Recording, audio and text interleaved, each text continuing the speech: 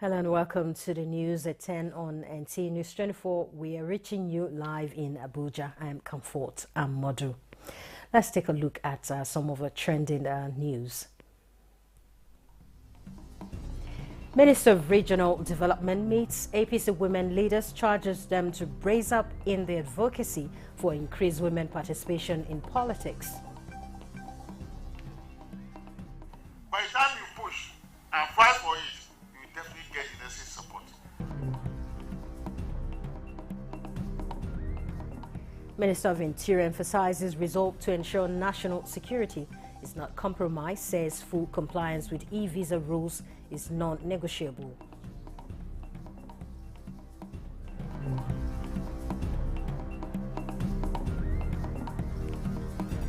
Federal government supports Bayero University Kano with solar power project under the Energizing Education Initiative.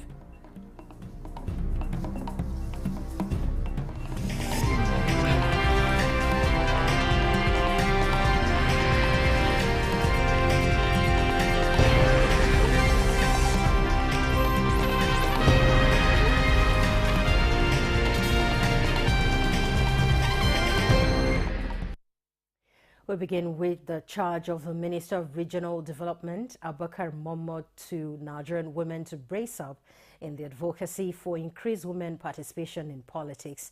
This was while receiving in his office the national women leader of APC, Dr. Mary Ndile Alile, who is seeking support in her projects to power and also empower women across the country. Ekene Ndulue reports. Records show that female lawmakers occupy only 4 out of 109 Senate seats and 16 out of 360 seats in the House of Representatives. This underrepresentation of women in the National Assembly and other decision-making processes is a source of worry to the national women leader of the APC.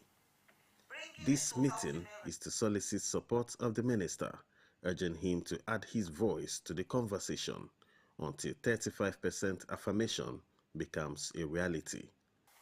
We want you to chip in your voice wherever the women matter comes up. That women should be remembered in every phase of governance. The minister expresses his support for the idea, adding that the ministry is already carrying out several programs in various communities to advance the cause of women. By the time you push and fight for it, you definitely get the necessary support. And you have started it well by bringing the matter to the front burner such that it will now attract perhaps legislation. From the point of view of the North, that as of now, we have developed and set out the program to build 19 50-bed women and children hospitals in all the states. 2027 general elections is drawing closer. How much the women will achieve in the next election remains to be seen. In Abuja, Ekene Ndulue, NTA News. Elsewhere in Jos, Chairman, People's Democratic Party Electoral Committee North Central Zone, Dr. Kabir Tanimu Turaki has declared and returned Abdurrahman Mohammed Tuka Shara of the Federal Capital Territory Abuja winner as PDP Vice Chairman North Central Zone. Ndeyang and Deyaba Gyang has the report. Delegates came from states within the North Central to include Benue, Nasarawa, Niger, Kwara, Kogi, Plateau, and FCT. Soon after accreditation, which was conducted in a peaceful and orderly manner, voting for the election of credible candidates to run the affairs of the party in the next 4 years commenced. I can tell you that this is one in a series of activities that the PDP leadership has lined up for the purpose of repositioning the party. It's a very rancor-free, peaceful, well-organized. I want to commend the governor of Plateau for the leadership he's providing. The Congress here has been very transparent. The Congress is running along the line of the rules set by the party. If we organize properly, at least we can have our states back in the North Central.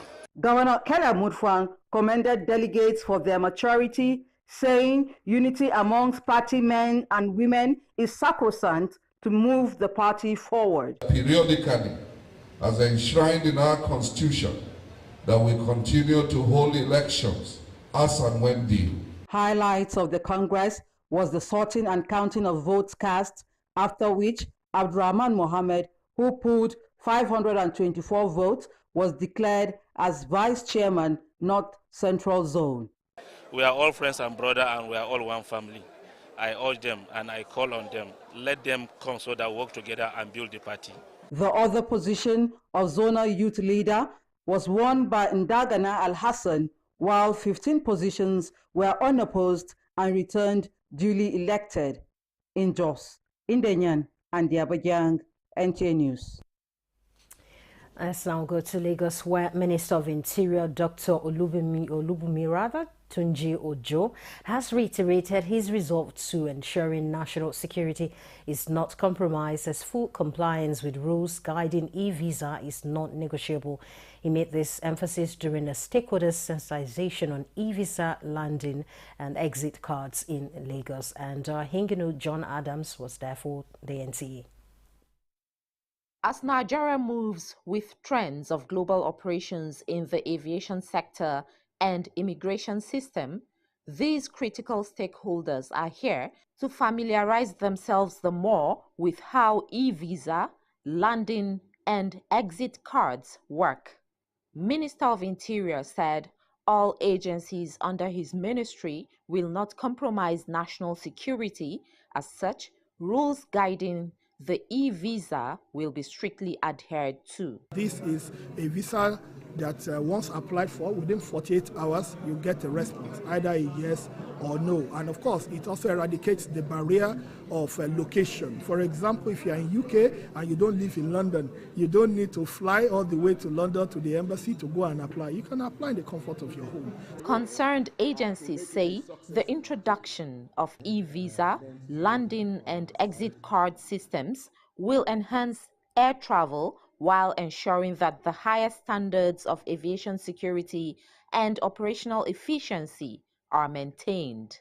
Once you present that QR code and you go into that QR code, like I've traveled all over the world, and this is what pertains. There's no glitch. Key players believe the actualization of the e-visa will attract investors and tourists for economic growth.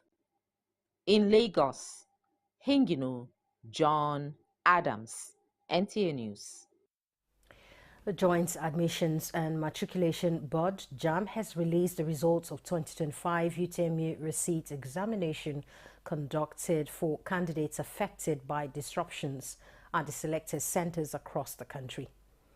In a statement by its public communication advisor, Dr. Fabian Benjamin, the board discloses that out of 336,845 candidates initially slated for the rescheduled examination after isolating sessions from the compromised centers and adding previously unverified candidates, 21,082 were recorded absent. JAMB also decries widespread examination malpractice involving candidates, school proprietors and computer-based test centers operators. The board reveals that over 3,000 candidates across the country have been identified as either perpetrators or beneficiaries of various forms of examination fraud. Despite ongoing investigations, JAMB notes that overall performance trend remains consistent, with results recorded over the past 12 years. And the board reaffirms that any candidate found guilty of malpractice, whether or not their results have been released, will have their results invalidated once conclusive evidence is established. JAMB expresses appreciation to security agencies and partnering examination bodies for their support in facilitating the successful conduct of the 2025 UTME receipt exercise. No fewer than 55,000 students of the Bayero University, Kano, are presently benefiting from the 7.1 megawatts solar hybrid power plant provided by the federal government at the university. This is in addition to the more than 3,000 staff of the university who are also benefiting from the initiative. Details with Elizabeth Yila Lamido. The 7.1 megawatt solar hybrid power project at Bayero University, Kano, is said to be the largest provided in any university in Africa to improve education, research, and create enabling academic environments for learning. The project under Energizing Education Program is an initiative of the federal government to provide a sustainable and clean power supply to 37 federal universities and 7 university teaching hospitals across the country. With this development, more than 55,000 students and 3,000 staff of the Bayero University, Kano, are benefiting from the solar power initiative undertaken by the Rural Electrification Agency for Sustainable Decentralized Energy to the nation's university campuses. However, the BUK 7.1 megawatt solar hybrid power project, which has been down for some time, is currently undergoing repairs to continue serving the university community. The Energizing Education Program of the federal government focuses on developing off-grid dedicated independent power plants and the rehabilitation of existing distribution infrastructure. The project also includes upgrading street lighting to improve security within the university community, as well as the development of world-class training centers on renewable energy for each university. In Kano, Elizabeth Yilalamido, NTA News. Meanwhile, 531 youths have been presented with starter packs following their successful participation in the NNPC Foundation flagship NYC Business Empowerment Program. The program is noted as vital for sustainable economic growth and social development as it empowers youths to be self-reliant and employers of labor.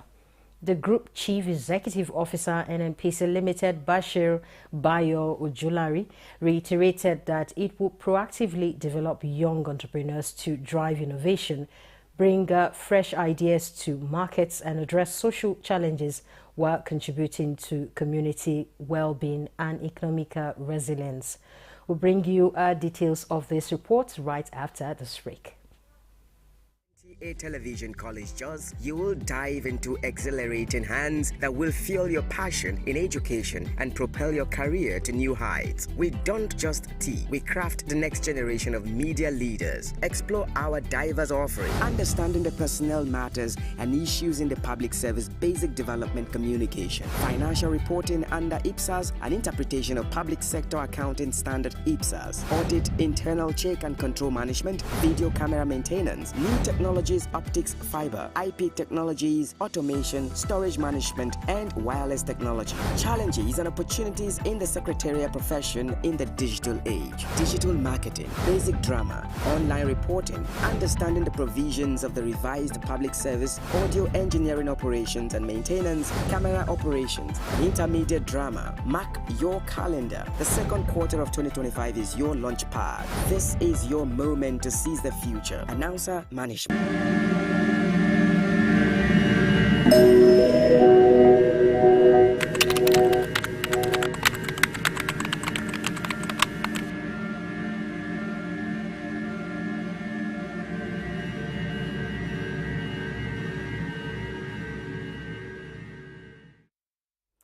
And before we went on that commercial break, we were talking about 531 youths who have been presented with starter packs by the NNPC Limited Foundation flagship for NYC Business Empowerment Program. And Lydia Sampson covered that event. Let's find out what gave them these benefits. Beneficiaries express readiness to unveil their businesses. This makes me independent.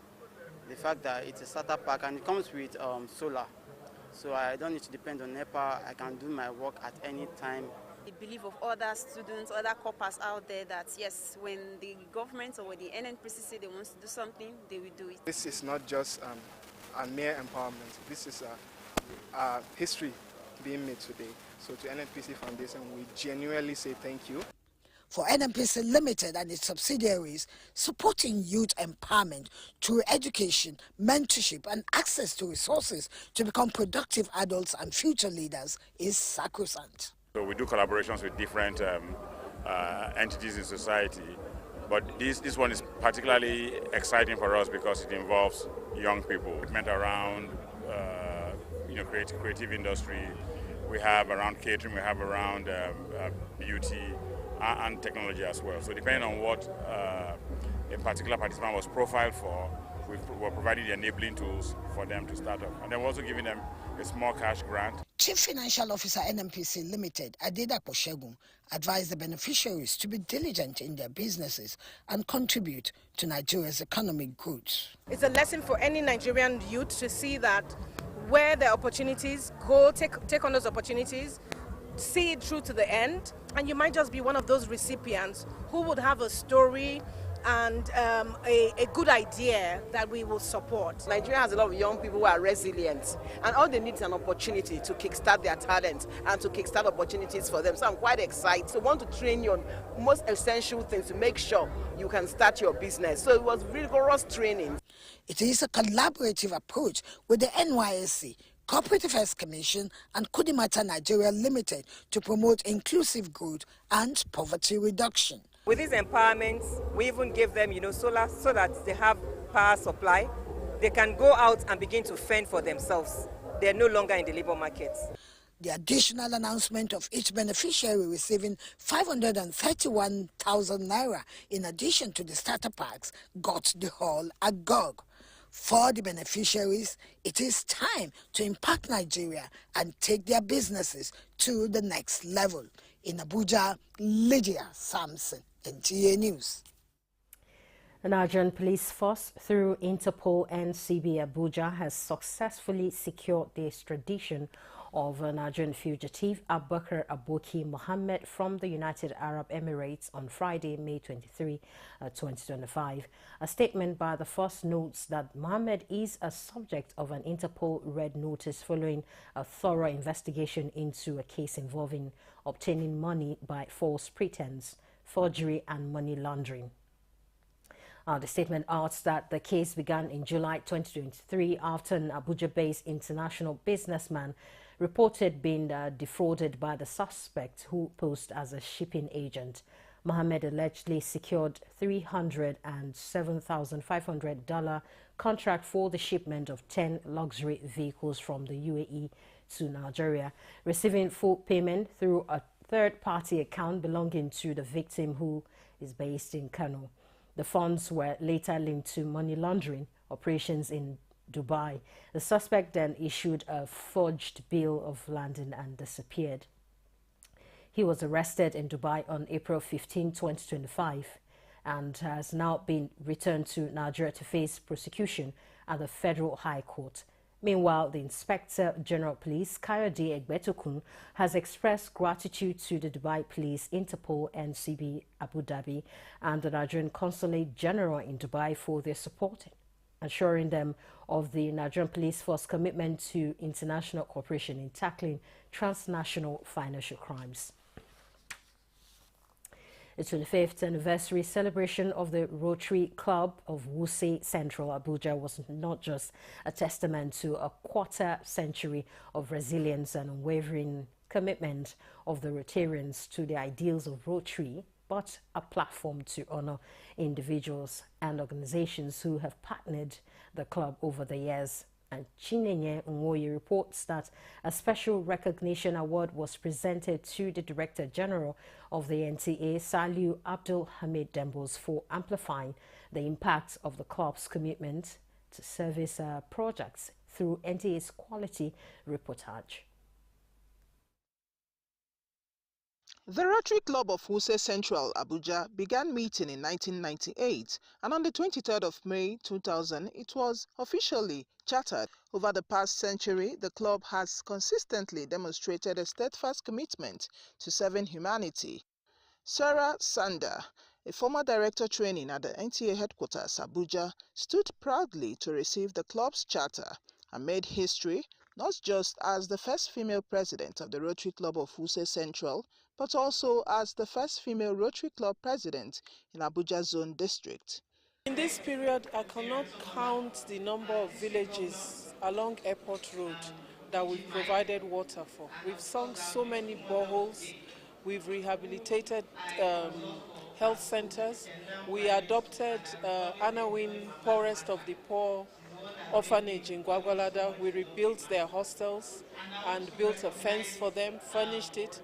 We've built classroom blocks in Asokoro. We've adopted a health center in Jahi. We've paid school fees for so many children. Other Rotarians who have helped roll the wheel of Rotary Club of Wuse Central believe that the club has demonstrated true spirit of Rotary's service above self. Our club has fostered lasting relationships built on trust, knowledge, and wish to drive positive change, which Rotary is really meant for. The only thing is just try to do what you can do to better the lives of the less able people within your community. It was then time to honor individuals and organizations who have partnered this vital organ of the Rotary International in amplifying its impact. Among them is the Nigerian Television Authority. NTA's Director General is here represented by the General Manager NTA International, Oganya Simon.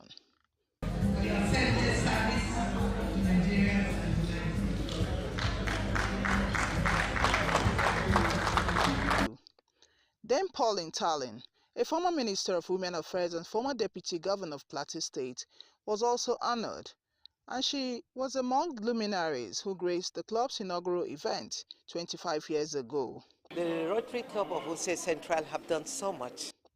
As the Rotarians dine and wine and toast to 25 years of promoting community development, they look ahead to the next quarter century, and this is a call to innovate and ignite even greater passion for Rotary's ideals.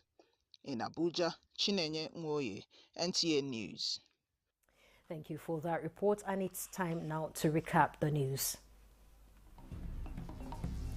Minister of Regional Development meets APC women leaders, charges them to brace up in the advocacy for increased women participation in politics. By the time you push and fight for it, you definitely get the necessary support.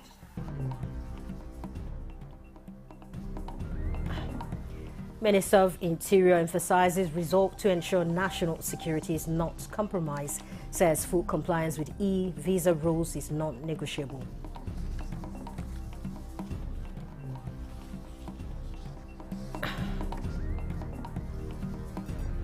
Federal government supports Bayero University Kano with solar power projects under the Energizing Education Initiative.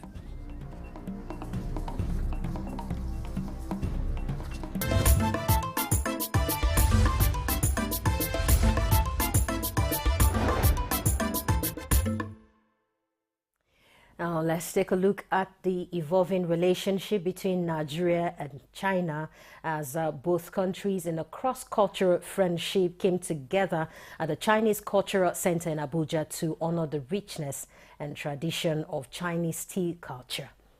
The event attracted dignitaries, students and tea enthusiasts, serving as a platform to deepen people-to-people connection and strengthen diplomatic ties between the two countries. Suleiman Abdul Wahab was there. Because tea, when we drink tea, is not only tea, but it is that we share a similar bond. The event opened with a warm welcome by Ambassador Yu Tunhai, Chinese Cultural Councillor Lisunda, and nationals who received Nigerian officials, ambassadors, diplomats, and enthusiastic tea lovers. The atmosphere reflected mutual respect and cultural admiration, setting the tone for the day activities. President Xi Jinping pointed out that civilizations become richer and more vibrant through exchanges and mutual learning. Cultural diplomacy between the two great nations of China and Nigeria. This is what we as Parliament are going to do in building policies that will promote our culture more to the rest of the world. Ambassador Yu praised Nigerians' rich tea culture and highlighted its local varieties. He appreciated the way tea is embraced as a cultural bridge and noted that although Chinese delegates visited Taraba State, he plans to visit the region, recognizing the region's tea production. Tea is actually indigenous to Nigeria. It is grown on the Mambila Hills. And in the olden days, I know that Nigeria used to export teas to various countries in Europe. One of the key highlights was the participation of secondary school students like Agbo Favor, JSS Gwarimpa Life Camp, and Blossom Gideon, JSS Wuse, who engaged in learning about the importance of tea and expressed interest in having agricultural and nutritional science taught in schools. I've learned that tea is a historical thing between the Chinese people, that they have spent most of their time cultivating tea, and it is also part of their culture, it's part of their life also. Tea is a timeless bond that brings us together through Chinese culture.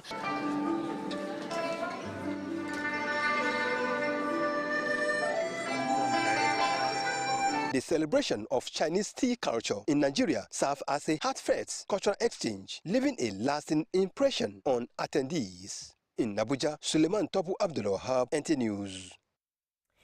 Yes, anything and everything can bring countries together, and that includes tea. That's the news at this time. I'm Comfort Amadou. Many thanks for watching.